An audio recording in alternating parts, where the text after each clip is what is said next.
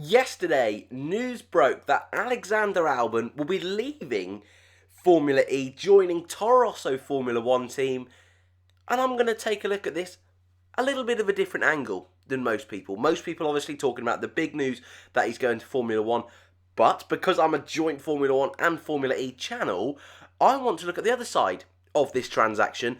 What is going to go down at Nissan in Formula E? They've obviously got Sebastian Buemi on the programme, but now there's a big seat left in Formula E in what could arguably be described as a title challenging car. So who's going to get it? That's what I want to talk about today, because there's plenty of names floating around this seat, and with less than 20 days to go till the season starts, it's going to be really interesting to see who Nissan, one of the big manufacturers in the sport, chuck in this car. Albon was a great fit, but they're going to have to find a quick fix, because less than 20 days to go, you're going to hurry up. There has to be some sort of embedding the driver within the team logistically, and if they can, getting any sort of simulation work done before the first race on the 15th of December in Saudi Arabia. So, let's just jump into it then. So, the first obvious candidate is this man, Nico Prost. Son of multiple Formula 1 world champion on screen there, Alain Prost. Nico Prost started his Formula E career pretty well, to be fair. Was in the chance of winning that first ever race, ended up bottling it, having one of the biggest and stupidest crashes I've ever seen in motorsport on the very last corner of the first ever Formula E race. However, he was in the title hunt in that very first year, and in a very competitive Renault Edams team, he looked like he could be something special in Formula E.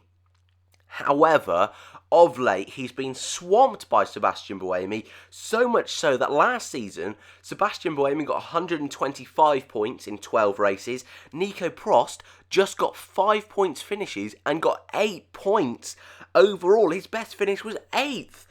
Shocking season from Nico Prost. Sebastian Buemi picked up 4 podiums. 4 podiums. His team only picked up 5 points finishes. Nico Prost, an awful year, and there's no denying that, and that's why the team haven't kept him on for another year. But, here's the but, because I've made it sound all negative. He has experience. He is a multiple race winner in Formula E. He is a multiple pole sitter in Formula E, and does have a lot of experience within this team. If you are new to Formula E, Renault Edams is Nissan. They've basically just changed the name, and it's not like Formula 1 where it's, say, Enstone, where a new team moves in completely. No. It's not like that. This is literally just a name rebrand.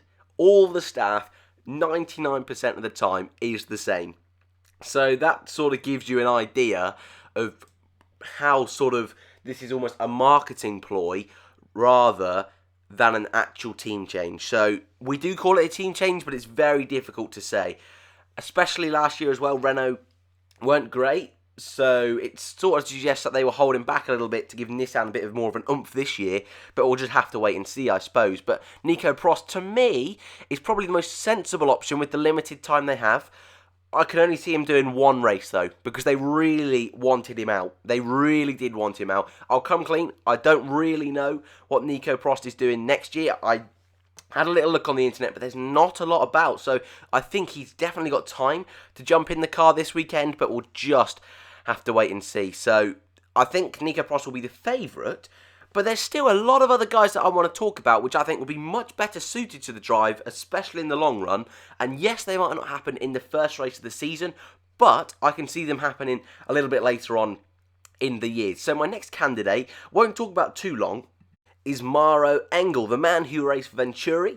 Last year, he's been dropped for Felipe Massa this year at Venturi, but he wasn't awful. To be perfectly honest with you, picked up points multiple times, ended the season on 31 points, which, to be fair, isn't that bad of an effort. His teammate, Eduardo Mortara, got 29 points, so he was able to outscore his teammate, but with Mortara's 3 races he didn't actually take part in, it's a little bit of a sort of skewed table, that one there.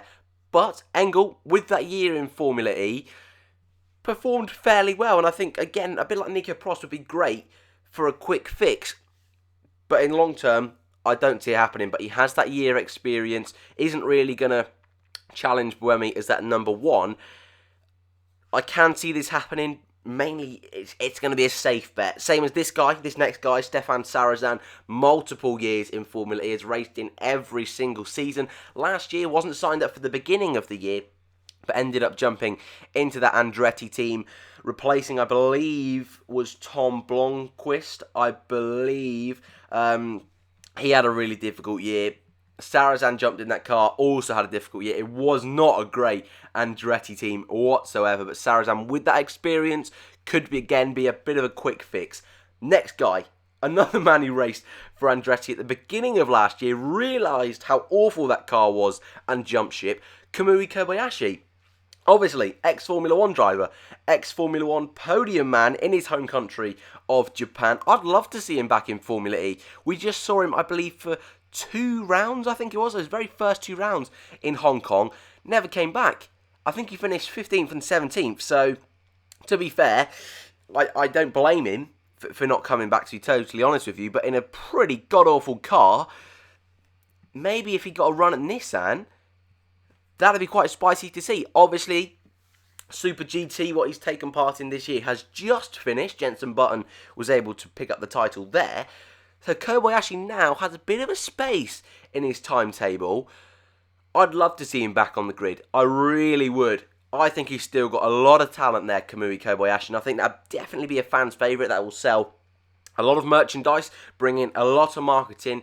Nissan, a Japanese company, bringing in a Japanese driver, I think that would work so well in Formula E. And I think of all the drivers on the list, Kamui Kobayashi could be one of my favourites to be there. Has, like I said, that tiny little bit of experience in Formula E, so that'll help a little bit.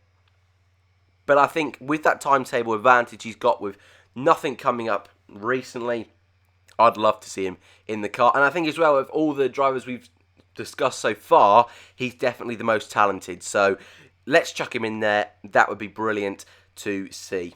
Now, a lot of you recognise this man, especially you Formula 1 fans, Brendon the Hartley. A difficult year at Toro Rosso. You know, we got to be brutally honest, wasn't great and arguably didn't really deserve another chance in Formula 1. Great guy, great personality, but in terms of speed, he says he's got unfinished business in Formula 1, but I doubt he will ever go back unless Daniel Kvyat or Alexander Albon has a pretty dodgy year, and I don't see that happening for either of them. So let's assume Hartley is out of a race seat for next year. Now, he definitely can't go back. Well, I'd say he can't go back to WEC.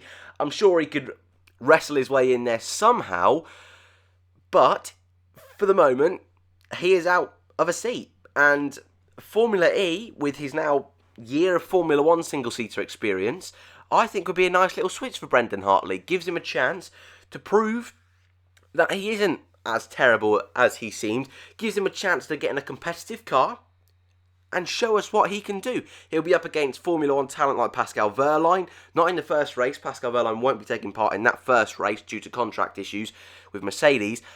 Stoffel Van Dorn, Felipe Massa. I think that'll be a nice little balance for Brendon Hartley. I think he's one of those drivers that at this stage of Formula E, makes sense for him to go over there. And I think as well, with the Aussie Mitch Evans on the grid, with increased talk that we could see a New Zealand E-Prix, why not? Why not chuck Brendon Hartley in? Again, I think if you're between Hartley and Kobayashi, I think I would go with Kobayashi, mainly, like I say, with those ties to the team, with the Japanese link. I think that's something that I've always quite liked. I know a lot of people say you shouldn't think about that, but I think that's just nice when it ties up like that with Kobayashi's a little bit of experience as well. I think that would work quite well. So I would lean a little bit more towards Kobayashi, but I think it's very close between these two. Now we've got 3 drivers left in the list, and all of them are big names. And if any of these got the seat, Formula E would be not only very lucky, but I guarantee TV audiences would explode. Right, let's start off then with Formula 1 World Champion Nico Rosberg. Now, I imagine quite a few would have guessed I was going to say Nico Rosberg. Been floating around Formula E for quite some time now, has put plenty of investment into it, is an ambassador for the sport, was the first man to publicly drive the Gen 2 car. So in actual fact, he has quite a bit of Gen 2 car experience. Obviously, a fantastic race driver, Formula 1 world champion. Makes sense in terms of marketing for Formula E. Getting a Formula 1 world champion over there is something I think they desperately need to try and do at this point in time. And I think when Kimi Raikkonen retires from Formula 1, with a certain other driver world champion leaving Formula 1 that I'll talk about in a minute, I think they need to try all they can to get those guys to Formula E. But Nico Rosberg, arguably, many people say this, I disagree, they say he bottled it. They bottled his title defence. I don't think so. I think if you look at the reasons he left, I think that's very fair. He achieved what he wanted to achieve in Formula 1. He's hella rich boy. He's a hell of a rich boy. Why stay? You know, you could argue if he loved it that much, he would stay in a competitive team like Mercedes. Why don't stay? And he couldn't beat Hamilton more than once, all this, that and the other. But at the end of the day, he's still a great racing driver. You see what Bottas is doing up against Hamilton, and I still rate Bottas really highly. So I think Rosberg, I would come out and say he's underrated. I really would say that. And to win a championship against Hamilton, yes, I still think Hamilton's better than Rosberg. You know, I want to make that clear. But to still win a world championship isn't just luck. I know that DNF in Malaysia, people will say that as well. I'm not an idiot at the end of the day. I'm very aware that he did have a little bit of luck. But you got to put yourself in those positions over a season. And at the end of the day, if Hamilton hadn't blown up in Malaysia, then I doubt Rosberg would have gone so easy in the final few races, just picking up seconds and thirds. So I think you've got to bear that in mind as well. But for Formula E, has that experience, is a very quick driver, I think would be in the running for the title almost straight away. Nissan, brilliant for them if they could get Nico Rosberg, but I think there's the issue. It's the fact that it's Nissan, because he's a Mercedes driver at the end of the day, still does a lot with Mercedes. Nissan, part of that Renault company, a little bit of rivalry in terms of Formula 1 there, and now Formula E with Mercedes taking part in under the name of HWA, that'll be difficult.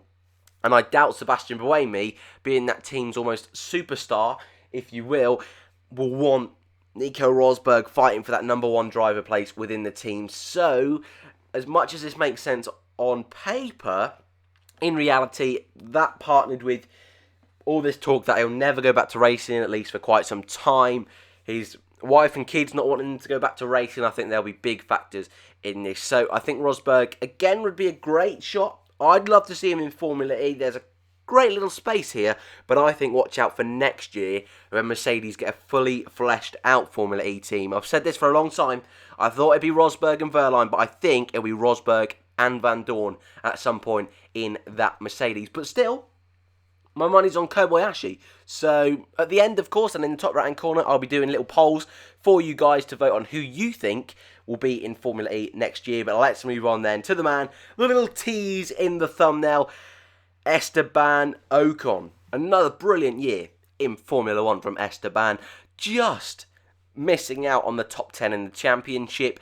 If he hadn't had, I suppose, such bad reliability over the year, because compared to his teammate, he certainly did, could have been right up there, fighting for best of the rest in the championship, for sure.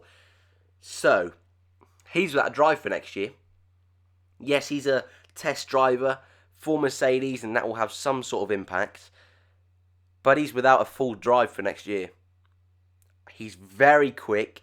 Mercedes, like I say, yes, he'll be in and around Formula 1, and they could have put him in that HWA team. But I think, if I'm being honest, they were still holding out for that Williams drive. And because Williams announced it so late, he couldn't then get a chance at Formula E. There's a seat available. This guy would be in the running for the championship. It would keep him in single-seater racing for a year. Formula E as well only clashes a few times with Formula 1. I think it's 3 times over the course of this season that it clashes with Formula 1 over the weekend, which I say clashes. I love the fact when it clashes, because on the Saturday you got qualifying in Formula 1, everything in Formula E. Sunday you got the race. It's brilliant.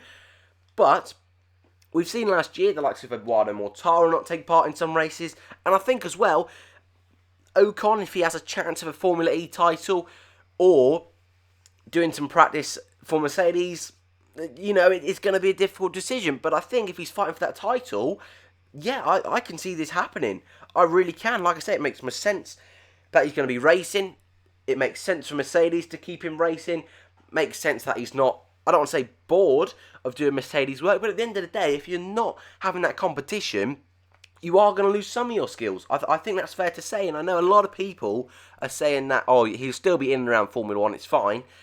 But even a little bit of time out can make a big difference. We saw with Pascal Wehrlein how Mercedes dropped him, couldn't find him a seat for the next year, and if Bottas performs in that Mercedes next year, then we've got a problem on our hands with Esteban Ocon. So, even though it's a Nissan team, why not? I think you've got to put all your eggs in this basket here, Mercedes. It's the perfect opportunity to keep him in racing. Perfect opportunity as well to have a bit more of a feeler in Formula E. Yes, you'll have your feedback from HWA, but you'll also have your feedback from Esteban Ocon. I think it works logistically. I think it works on paper. In reality, I would love this. He's not my front runner over Kobayashi. Again, I think a little bit like the Rosberg thing. I don't know if that would break team harmony in terms of the fact that it is Nissan, in terms of the fact that Buemi won't be happy. You've got to question that, but I think if Buemi wasn't there, I think Nissan would love this. I really do, and I think for their first year officially in Formula E, to get a superstar driver like Esteban Ocon in, he could fight for the championship, even if the car was a bit of a dog.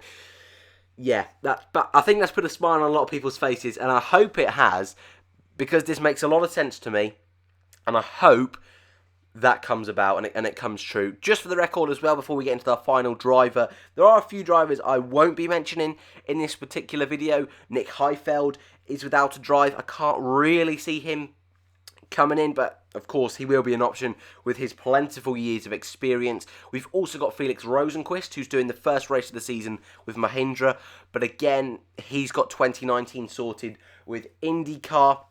So of course there's a lot of drivers going to be linked with this seat, and I don't want to make this video hella long. I know it's probably going to be around the 20-minute mark, so I'm trying to go as quickly as I can.